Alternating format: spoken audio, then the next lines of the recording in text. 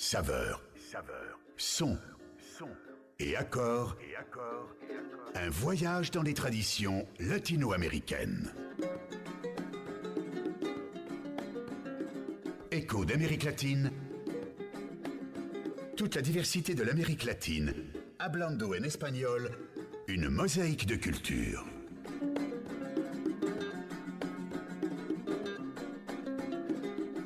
Écho d'Amérique latine. Écoutez les rythmes, les sons et les gens des pays latino-américains sur Radio Pluriel 91.5.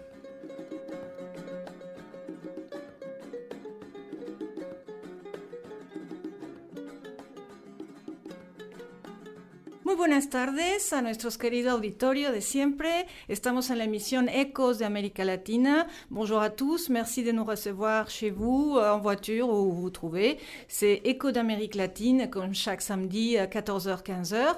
Notre émission d'aujourd'hui, nous avons plusieurs invités. Nous d'abord débuterons par un entretien avec le nouvel ambassadeur mexicain à Paris qui est venu nous rendre visite à Lyon. Ensuite, on continuera avec Temiselva, une association dont on va parler qui se trouve actuellement une partie en Bolivie. Donc, ça sera en direct de Bolivie avec Grégory Legrand. Et ici, dans le studio, nous avons Marc-Antoine Jolivet. Marc-Antoine, hola. Hola. Très bien, il ne parle pas espagnol, mais il est très bien fait. Marc-Antoine est le trésorier de Temiselva. Et nous avons aussi une Sandrine Lhomme. Bonjour Sandrine. Bonjour. Qui est très intéressée par les associations qui s'occupent des animaux et on va parler de tout ça. Mais pour le moment, je pense que comme c'est une émission spéciale, il n'y aura pas de nouvelles, no va a haber noticias, lo sentimos, pero ya tendremos oportunidad la próxima semana. Et on va commencer immédiatement avec cet entretien du nouvel ambassadeur Juan Manuel Gómez Robledo qui est venu à Lyon la semaine dernière et qui nous a gentiment concédé un entretien spécial pour Ecos d'América Latina. Vous allez voir, c'est assez divers, mais il nous a semblé intéressant de profiter de cette visite de l'ambassadeur pour pouvoir lui poser quelques questions. Hoy en la técnica, aujourd'hui a la technique, Olga, buenas tardes, Olga Inés. Buenas tardes a todo el mundo. Muy bien, ¿estamos listos con la entrevista, Olga? Muy bien, pues vámonos con la entrevista. Primero que nada, déjeme decirle que el honor es mío y le agradezco muchísimo la oportunidad de dirigirme a su auditorio a través de su programa. Llevo apenas, no he llegado a 2 meses en Francia, presenté mis cartas credenciales al presidente Hollande la semana pasada y quise como mi primera salida al interior del país que fuera Lyon. Lyon es no solo la segunda ciudad o la ciudad más importante de Francia después de la capital, es una metrópoli en el mejor sentido de la palabra, en términos de industria, de comercio, de arte, de cultura, de innovación y algo muy importante en este momento para las relaciones franco-mexicanas, es la cuna del cine, francés. Y usted sabe, como yo, que el auge del nuevo cine mexicano goza de un enorme interés y de una enorme aceptación en el público francés. Entonces quise subrayar ese aspecto con esta visita y también rendir homenaje al trabajo que hacen aquí todos los días, una comunidad de mexicanas y mexicanos dinámica, alrededor de 300. Ayer pude reunirme con aproximadamente la mitad y me quedé muy impresionado del arraigo que mantienen todos ellos a sus raíces y a sus orígenes mexicanos.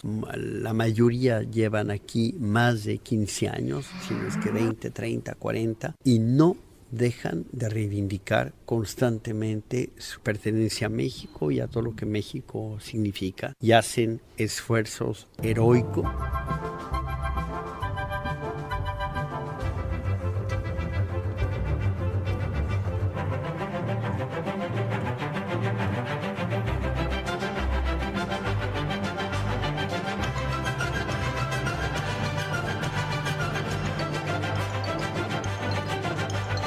Écho d'Amérique latine.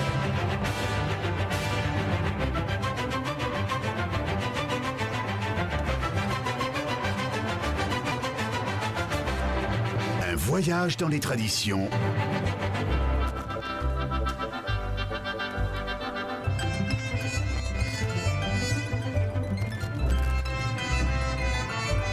Radio Pluriel FM.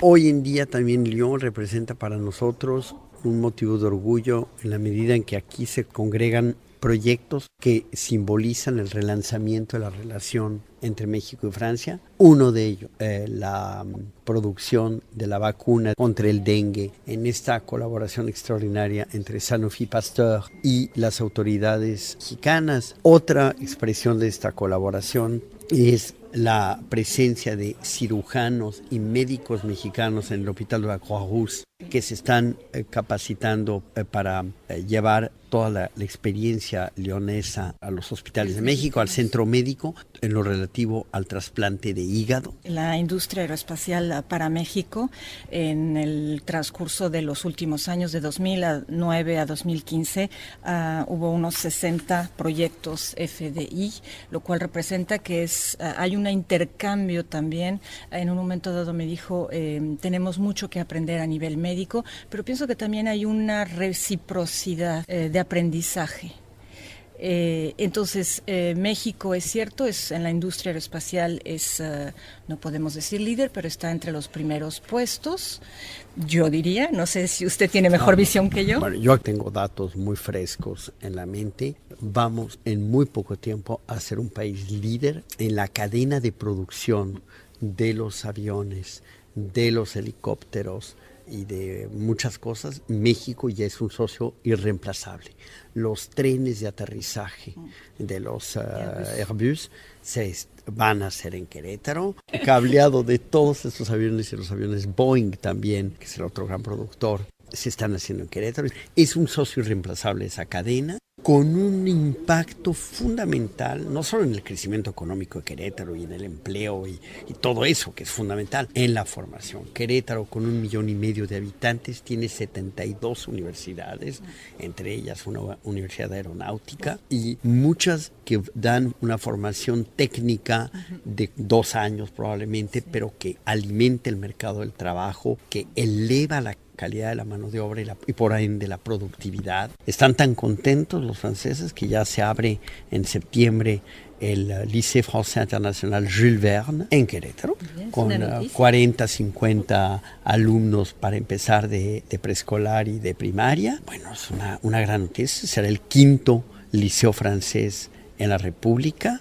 No está mal para un país que tiene tan fuerte la presencia del inglés y del mundo anglosajón. Sé que recientemente, a partir del mes de enero, hubo cambios respecto a las formalidades para obtener los pasaportes. Sí. ¿Podría decirnos brevemente por qué estos cambios y a qué se deben? Los cambios se deben a la necesidad de perfeccionar cada vez más la seguridad de nuestros documentos de identidad. Pasaporte, la credencial de lector, tienen que ser documentos seguros, absolutamente seguros, a prueba de todo tipo de falsificación. Es algo muy importante y año con año México mejora la calidad y la seguridad de sus documentos de identidad. Por tanto, a partir de ahora, quien requiera de un nuevo pasaporte tendrá que ir a París, porque los consulados honorarios no pueden tomar la fotografía, los datos biométricos ni la huella digital. Por lo tanto, tendrán que ir a París. Tomando en cuenta que la comunidad mexicana no es demasiado grande en Francia comparado con lo que conocemos en Estados Unidos, por ejemplo, en cualquier ciudad. No creo que represente un gran problema,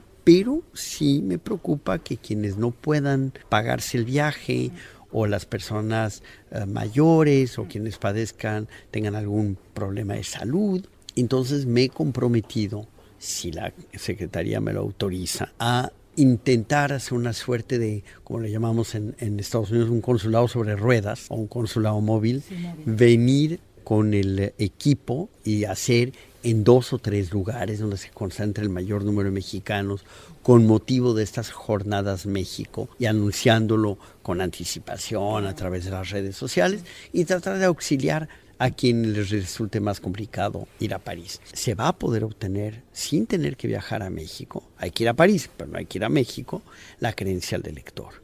Y eso va a tener un impacto, esperémoslo, en una mayor participación de los mexicanos que viven en el extranjero en las próximas elecciones federales. Ya llevamos 2 elecciones federales en donde los mexicanos del exterior pueden votar, pero la verdad sea dicha, el impacto no ha sido tan grande porque antes había que viajar a la República para sacar la credencial de elector.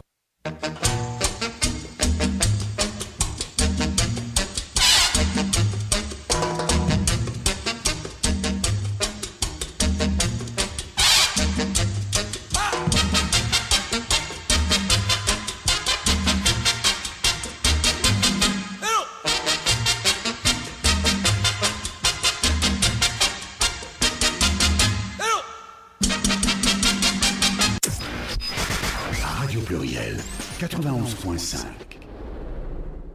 Il y a 8 jours ou 2 semaines, place du Trocadéro, une ONG qui est animée par une Mexicaine, une étudiante mexicaine à Sciences Po, Sciences Po Paris, a convoqué une manifestation autour de la prévention du trafic de femmes. Elle est à la tête d'une organisation qui s'appelle Sin Trata.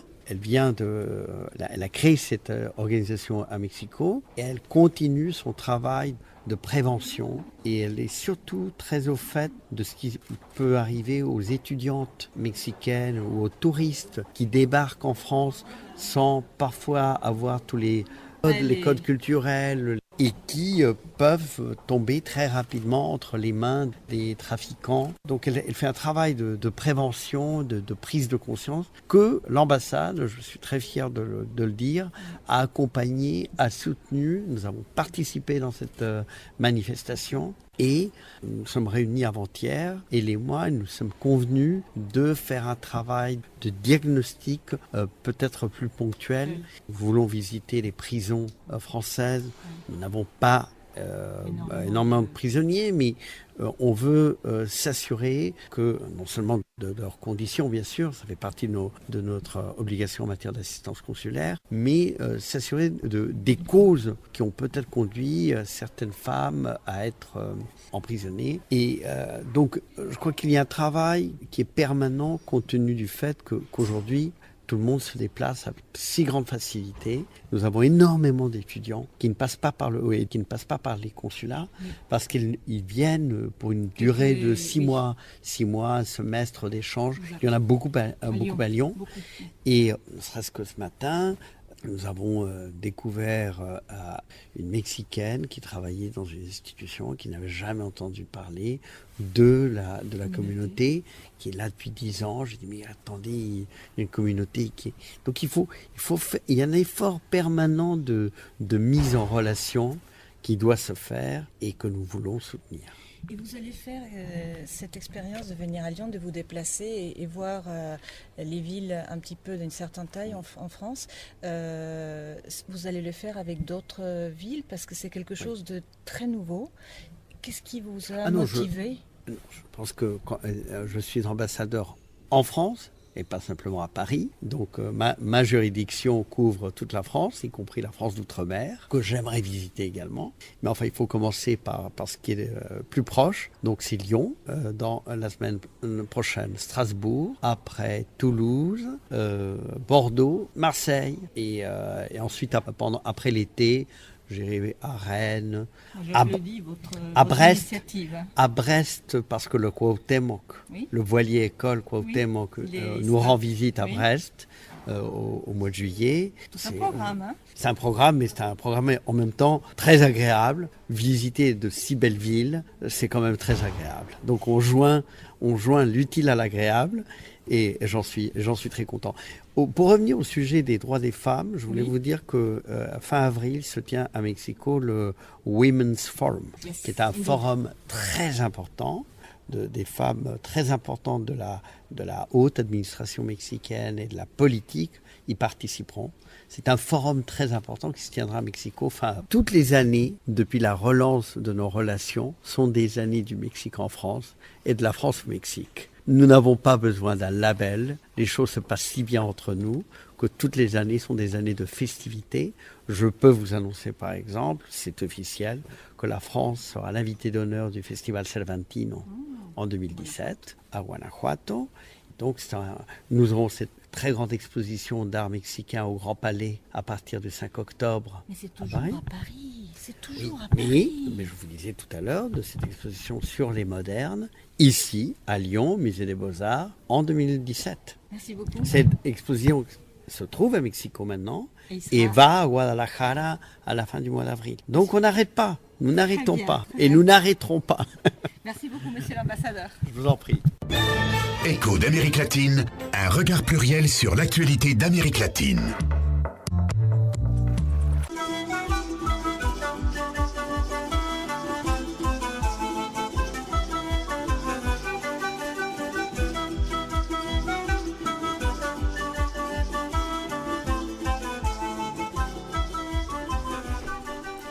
Bien, pues como pudieron escuchar, on aurait voulu vous traduire tous les propos de l'ambassadeur, mais bon, c'est un petit peu long. Cependant, on a essayé de vous faire part de ces propos aussi bien en espagnol qu'en français.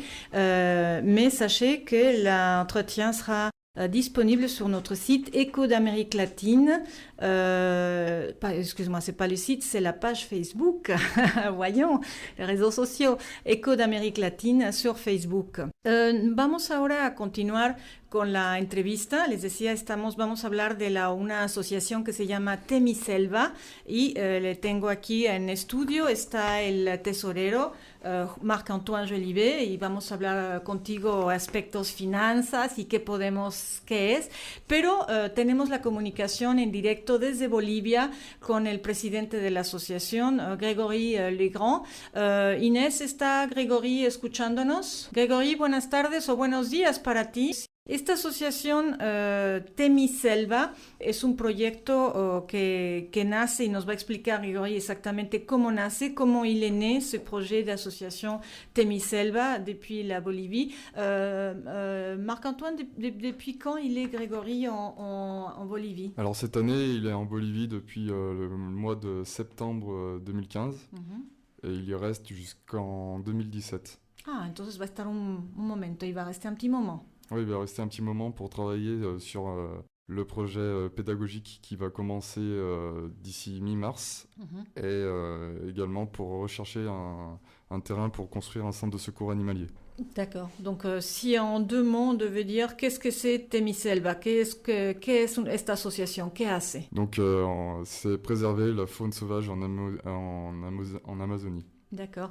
Grégory, est-ce que tu es là? Oui, je suis là. Buenas tardes. Hola, buenas tardes. ¿Para ti son buenos días? Sí, buenos días. Son las 9:30. Ok. ¿Desde dónde te estamos llamando a Bolivia? ¿En dónde te encuentras el día de hoy exactamente? Ahora estoy en La Paz. Voy a mover a Santa Cruz en la tarde. Y estoy en el edificio de mis suegros, para decir la verdad.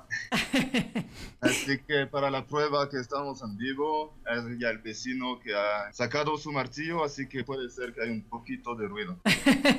Bien, Grégory, il est depuis La Paz. Il nous avoue qu'il est chez ses beaux-parents et que le voisin a sorti son marteau pour faire des travaux. Donc, il y aura peut-être un petit peu de bruit, mais comme il le dit, c'est la preuve que c'est un live. Et les lives, il y a toujours des risques.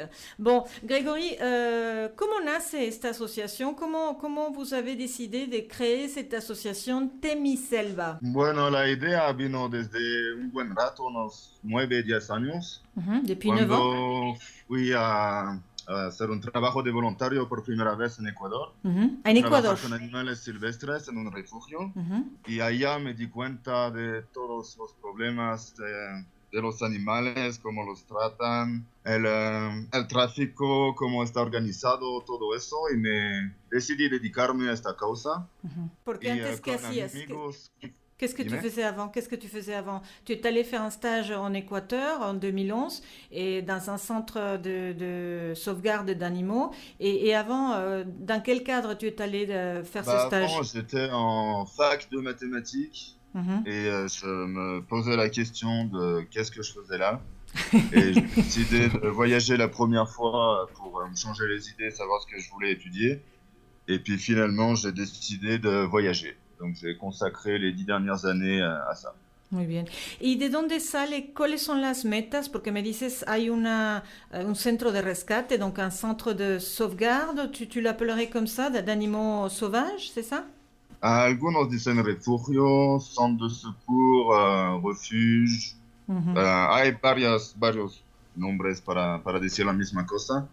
Y sí, bueno, hay dos metas principales, esa construcción de este centro de rescate y también trabajar en educación ambiental para apoyar un cambio de actitud sobre el tema del medio ambiente. Et ça, c'est justement, excuse-moi de te couper, ça c'est justement, on a Sandrine Lhomme, une directrice d'école dans le Sud qui est aujourd'hui avec nous ici dans le studio, et elle disait, mais il faut sensibiliser les élèves, et quand ils sont tout petits, c'est là où il faut faire un travail, n'est-ce pas Sandrine, c'est ce que tu disais, un travail de quoi? Je pense qu'ils sont beaucoup plus ouverts. Les enfants, ils sont plus perméables et surtout, ils sont plus sensibles. Tout petits, on peut leur proposer n'importe quel sujet. Ils sont hyper positifs, ils sont toujours partants. Et je pense que la prise de conscience, elle se fait vraiment, je dirais, avant 6 ans. On dit tout se passe avant 6 ans, mais c'est vrai, la prise de conscience aussi bien de l'environnement et puis leur rapport aux animaux est extraordinaire. Et je pense que si on met en présence ces petits avec même des images qui peuvent nous paraître, nous, adultes, violentes et même choquantes, je pense que les enfants sont capables de comprendre ces choses et même de les recevoir. C'est comme ça aussi qu'on leur montre un petit peu tout ce qui se passe. Il ne faut pas essayer d'édulcorer tout ce qui se passe autour de nous. Et je pense qu'ils sont tout à fait capables de comprendre et nous aider là-dedans. Et dans cette éducation ambientale, Grégory, vous travaillez avec des enfants ou plutôt avec des adultes ou les deux? Pour l'instant, on travaille surtout avec des enfants. C'est la priorité pour nous. Quel un âge peu comme, Quel âge? Pardon? Quel âge les enfants? Là, le programme de cette année, vu qu'on travaille avec les écoles rurales, il y a tous les âges dans la même classe, donc ça va de 5 à 12. Et pour l'année prochaine, là, on tape déjà sur un projet pour les 3 à 5 ans. Avec des comptes audio, des posters, enfin on commence à peine, mais on aura ça pour 2017. On pourrait éventuellement faire, je suis en train de me dire, toi vous allez travailler dans un milieu rural, mais faire d'une façon ou une autre correspondre par des dessins, une école ici en France et l'école rurale en Bolivie. Hein? Bon, on verá ça. Es planificado ya de las 4 escuelas con quien vamos a trabajar. Encontramos escuelas en Francia y tienen que dibujar un animal de la zona donde viven.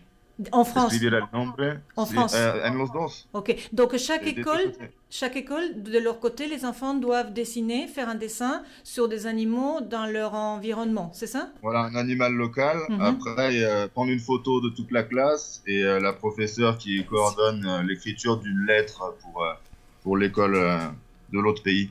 Et après, on échange tout ça. Bravo.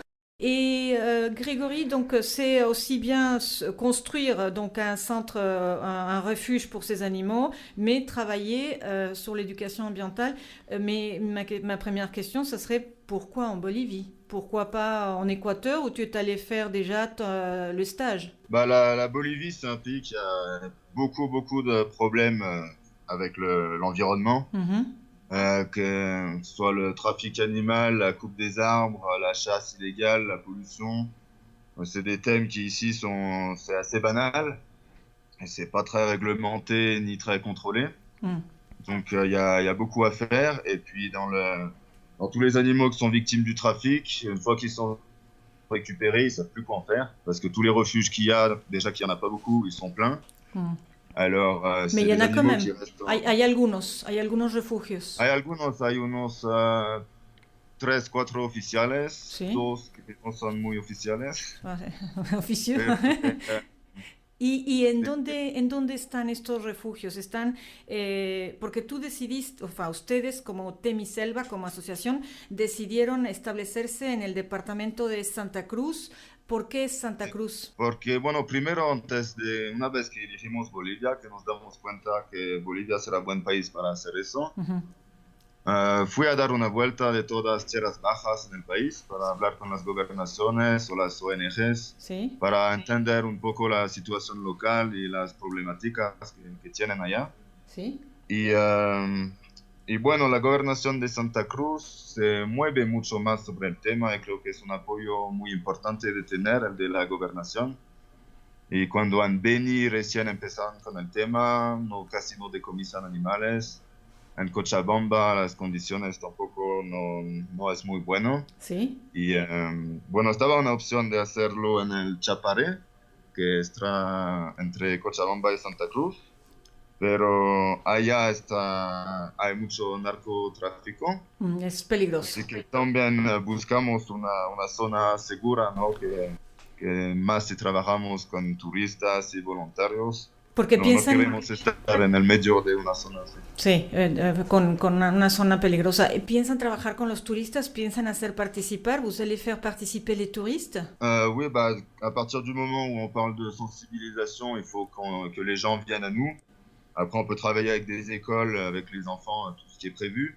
Mais bon, on veut sensibiliser le plus grand nombre. Donc, dans le futur refuge, on voudrait faire l'ouvrir pour des visites guidées. Et puis, il ne faut pas se leurrer, c'est aussi une source de financement que l'État bolivien ne donne rien du tout. Hein. Bien sûr, oui. Non, donc, ils ont d'autres priorités, on en parlera. Grégory, ouais. On va faire une courte pause d'un groupe qu'on aura l'occasion de présenter ici dans le studio. Es un grupo que tú conoces bien. ¿Cómo se llama el grupo, Grégory? Chuquiapo. Sí, muy bien. Vamos a hablar de él un poco más tarde. Vamos a una pausa y regresamos. Radio Pluriel, radio de découverte.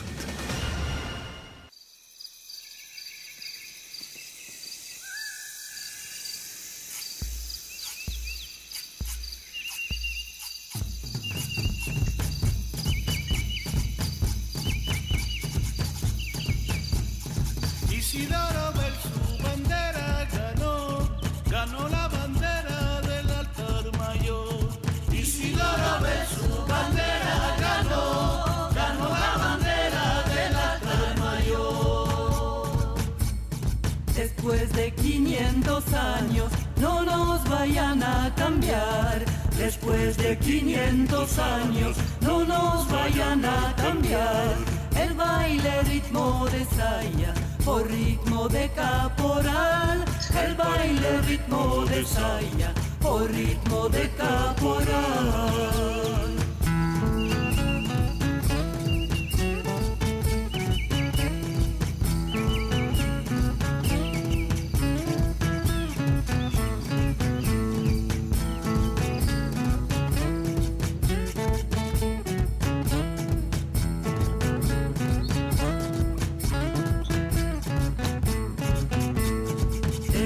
De 500 años no nos vayan a cambiar. Después de 500 años no nos vayan a cambiar. El baile ritmo de saya por ritmo de caporal. El baile ritmo de saya por ritmo de caporal. Algunos han confundido la saya y el caporal. Algunos han confundido la saya y el caporal. Lo que ahora están escuchando es saya original. Lo que ahora están escuchando es saya original.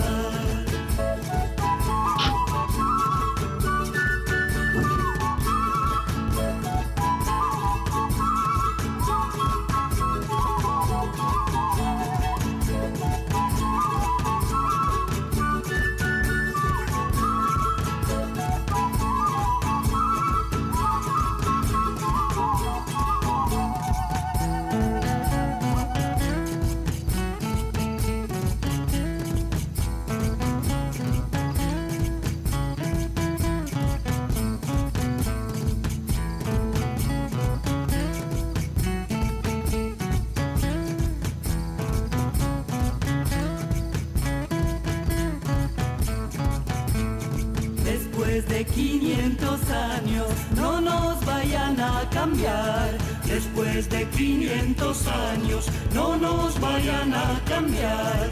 El baile ritmo de saya por ritmo de caporal. El baile ritmo de saya por ritmo. Pues efectivamente acabamos de escuchar, si no me equivoco, es Fiesta de Cotoca, perdón. Del grupo, no lo voy a pronunciar bien, así es de que ayúdame Marc-Antoine, aide-moi Marc-Antoine, quel est le nom du groupe? Winnie, comment on l'appelle? Winnie? Vinay Pacha. Vinay Pacha. Gregory, estamos de regreso, estábamos hablando sobre por qué Bolivia y otra pregunta, une autre question, c'est qu'est-ce que c'est un refuge ou un centre de récupération ou des animaux sauvages? C'est quoi exactement?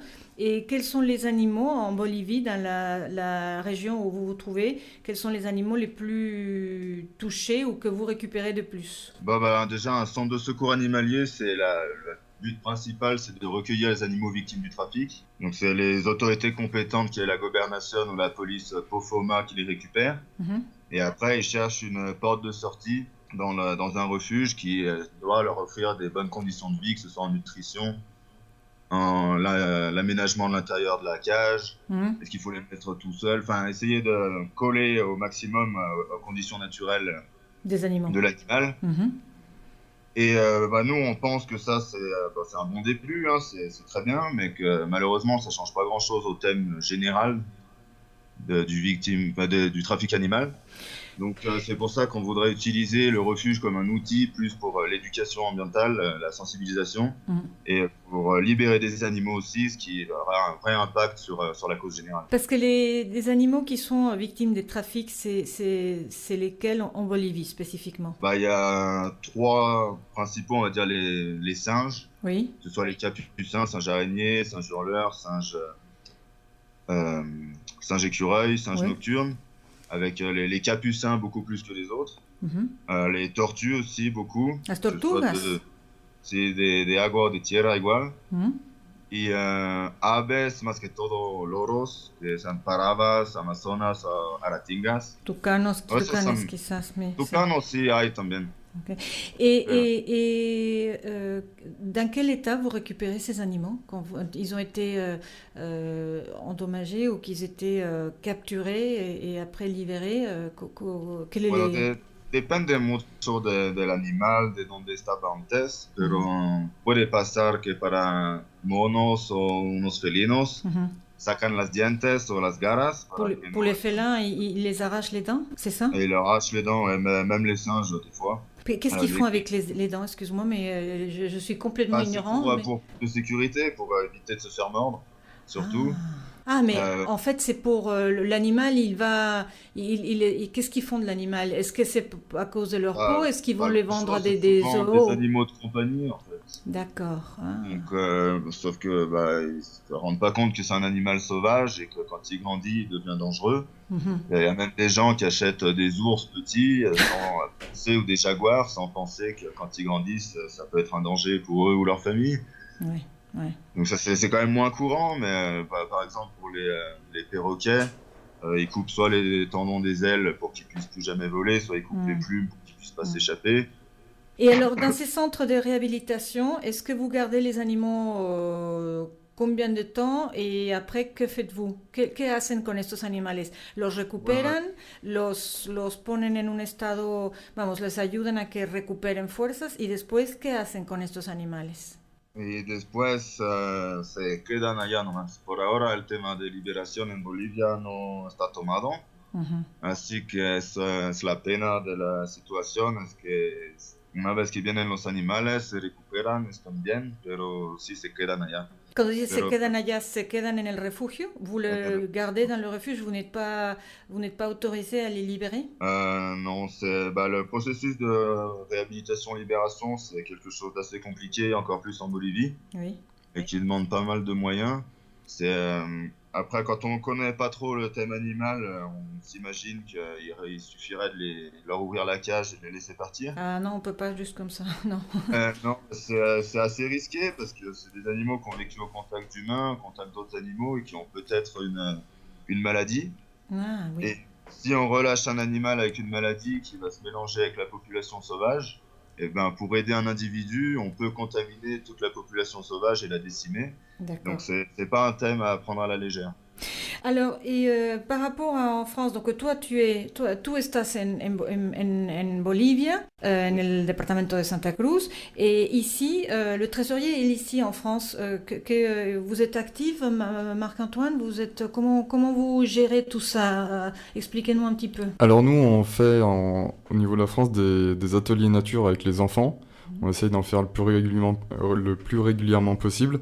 Ça demande quand même beaucoup de travail. Cette année, on a fait un atelier sur l'ours polaire et les chauves-souris.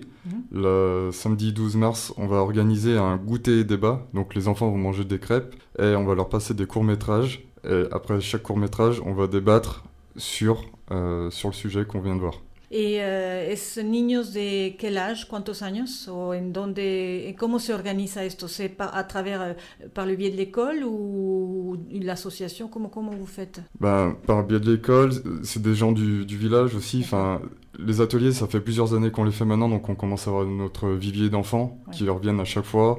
On envoie des emails aux parents et puis on est rempli à chaque fois. D'accord. Et vous pensez que les gens, est-ce que les gens sont positifs? Quelles sont les réactions des enfants? Je pense oui, mais des parents surtout. Ils en redemandent. Ils nous disent à chaque fois à la fin d'un atelier quand c'est le prochain, qu'est-ce que c'est le thème. Alors ça c'est en France. Y en Bolivia, Gregory, ¿cómo reaccionan los padres y los niños a esta educación ambiental? Bueno, la verdad es que el programa que preparamos lo empezamos el lunes, así que podría contestar más tarde a la...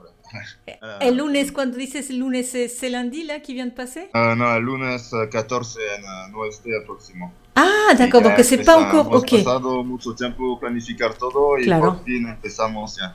Eh bien, donc lundi 14, on pensera bien à vous, à toi, pour la première en Bolivie. ¿Cómo podemos ayudar? ¿Cómo est-ce qu'on peut vous aider, que ça soit en France ou en Bolivie? Comment, Marc-Antoine, qu'est-ce qu'on peut faire? Donc vous pouvez nous faire des dons. On recherche des bénévoles également. Vous pouvez adhérer à l'association en allant sur le site temiselva.org. Temiselva avec un TH, hein? THEMISELVA.org. Vous téléchargez le fichier d'adhésion et puis vous envoyez la contribution qui est de 25 € par an, pardon. Donc que ce soit en chèque ou en liquide, Oui. avec le bulletin d'adhésion à l'adresse du siège social qui se trouve sur le site internet. Et également, très important, là, par rapport au projet pédagogique qui va commencer en Bolivie. Le 14. Le 14, on est sur un site participatif qui s'appelle le KissKissBankBank. Crowdfunding, Très bien, exactement, où on demande 1 000 € pour l'achat d'une imprimante qui va nous permettre d'éditer des livres qui seront distribués aux enfants boliviens. Et l'avantage de ce site participatif, c'est que les gens, quand ils donnent de l'argent, en retour, ils ont des livres. D'accord, il y a un échange. Il y a un échange, exactement. Là, on a 560 €, il nous manque 400 € et il reste 8 jours pour donner. Donc, on fait un grand appel pour pouvoir financer. Exactement. Tous nos auditeurs, ils sont, ma foi, ça peut, je pense, les intéresser. Sandrine, ça t'intéresse, toi, en tant que directrice d'une école dans un milieu rural dans le sud de la France? Moi, je veux savoir s'il y avait un prospectus qui existe, qu'on peut éventuellement montrer autour de nous, puisque ça a l'air assez pressé comme projet. Donc, moi, je reprends l'école lundi, je peux en parler à mes collègues. C'est quelque chose qui peut éventuellement les intéresser, parce que je pense que tout ce qui a rapport aussi à l'éducation, c'est quelque chose que je peux proposer dès la semaine prochaine. Mais est-ce qu'il existe autre chose que le site internet? Est-ce que vous avez un document écrit que je peux présenter? On a un document écrit et on peut nous suivre également sur Twitter, Temiselva01, notre compte, et sur Facebook. Mais je peux vous communiquer effectivement un document écrit. Le site, votre lien Facebook, ça sera sur le site, estará en el sitio de Ecos de América Latina, en el Facebook de Ecos de América Latina, entonces, y lo repetiremos al final de esta emisión. Por el momento tenemos una pausa musical, nos vamos con el mismo grupo, adelante. Un voyage dans les traditions. Écho d'Amérique latine.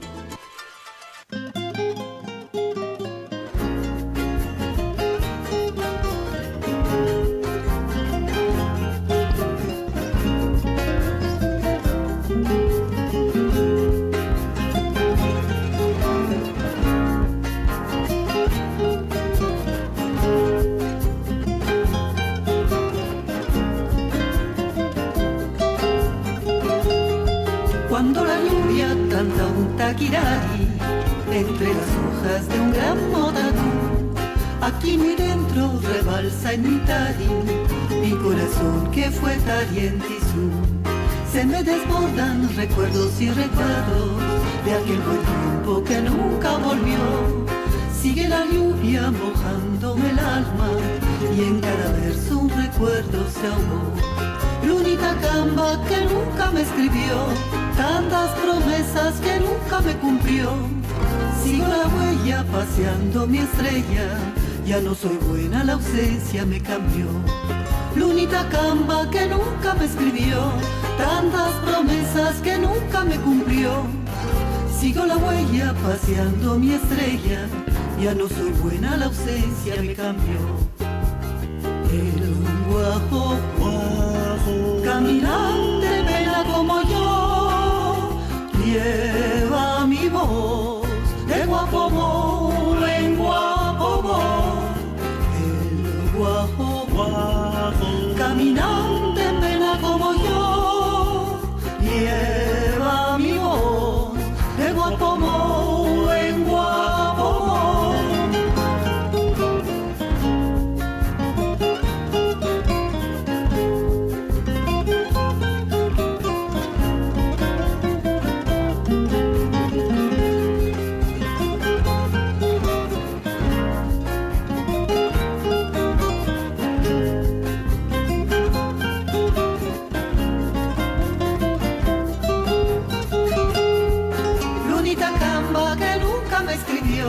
Tantas promesas que nunca me cumplió.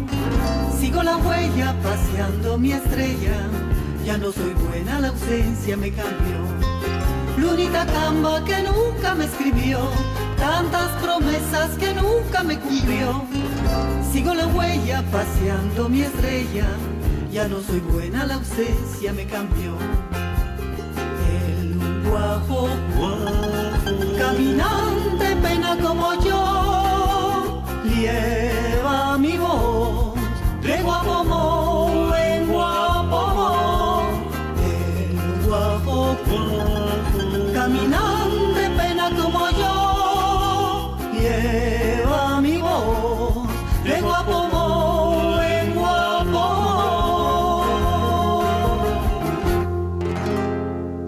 Bien, acabamos de escuchar la canción Corazón Enamorado del grupo Winiapacha, que estará con nosotros en el mes de mayo en une entrevista aquí en directo. C'était donc le groupe Winiapacha, un groupe bolivien qui sera avec nous en direct au mois de mai. Et c'était la chanson Le cœur...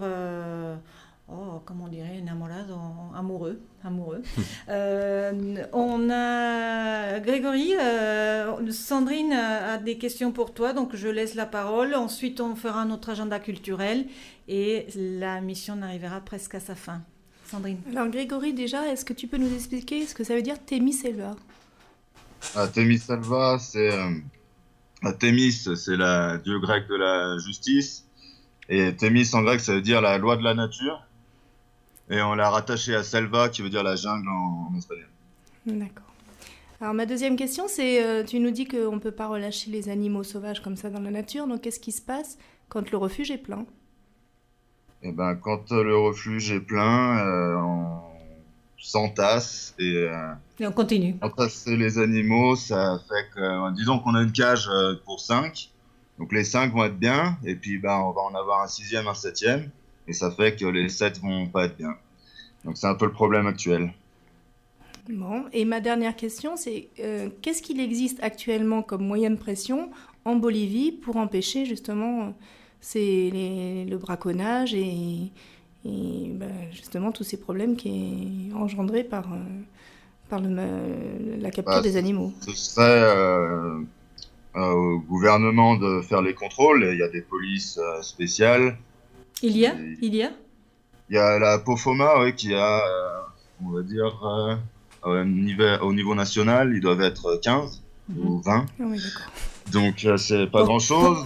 Pour toute la Bolivie, hein, para toda Bolivia. La Bolivie, ouais, pour le département de La Paz, ils sont 5. Et ils ont 2 voitures qui ont 20 ans. Donc, c'est difficile d'être efficace avec ces moyens-là. Après, c'est plutôt les gobernations qui s'impliquent, c'est les préfectures, on va dire. Oui. Et puis ça dépend des ressources qu'elles ont, de qui est le gobernador. Enfin, après, c'est assez politique. ¿Tienes apoyo en Bolivia actualmente? Bueno, del gobierno no, porque casi nadie tiene. Pero bueno, estamos empezando a tener una red más y más grande, ¿no?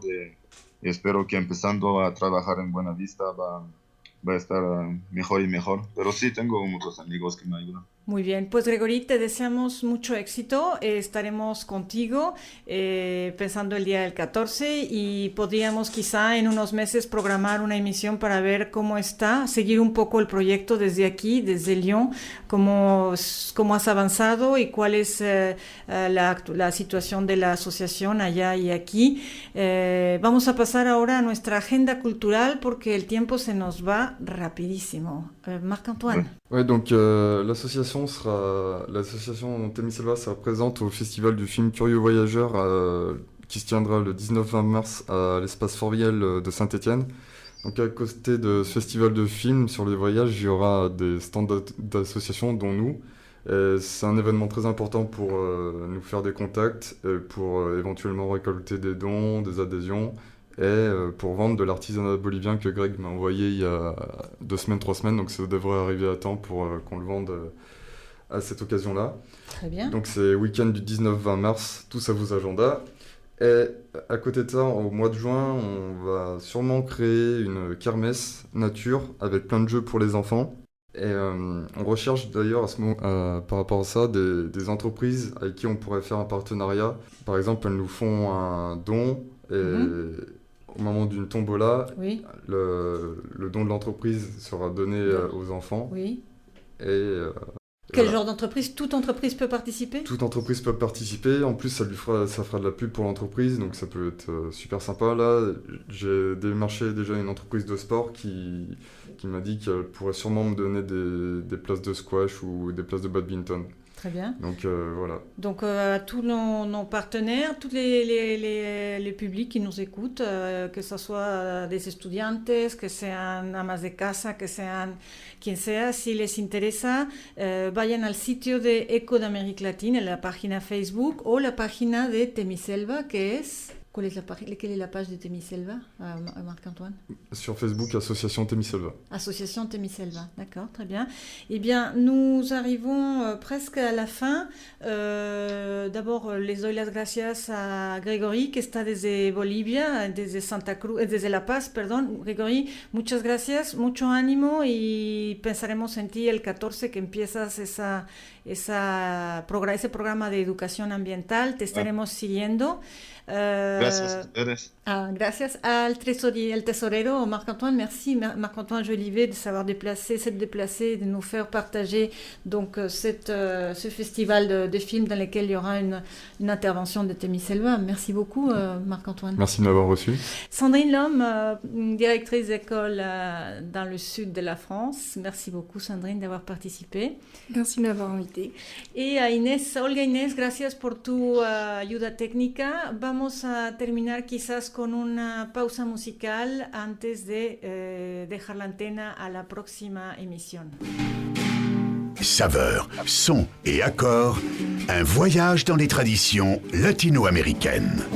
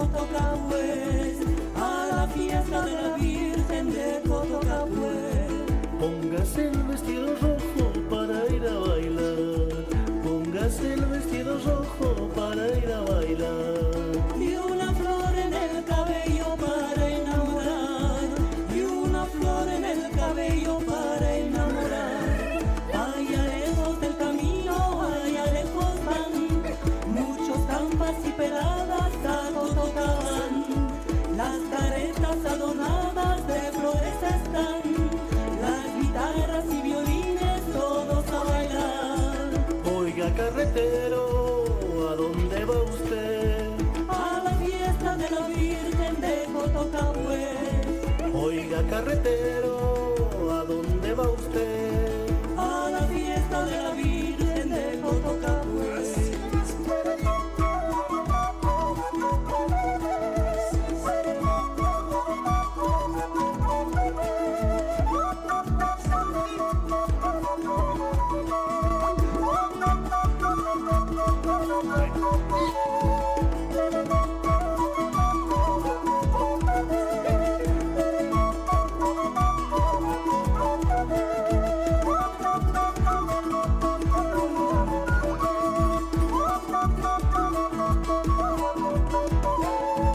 Allá lejos del camino, allá lejos van muchos gambas y peladas a Cotocabán. Las carretas adornadas de flores están, las guitarras y violines todos a bailar. Oiga carretero, ¿a dónde va usted? A la fiesta de la Virgen de Cotocahué. Oiga carretero, ¿a dónde va usted? A la fiesta de la Virgen de Cotocahué.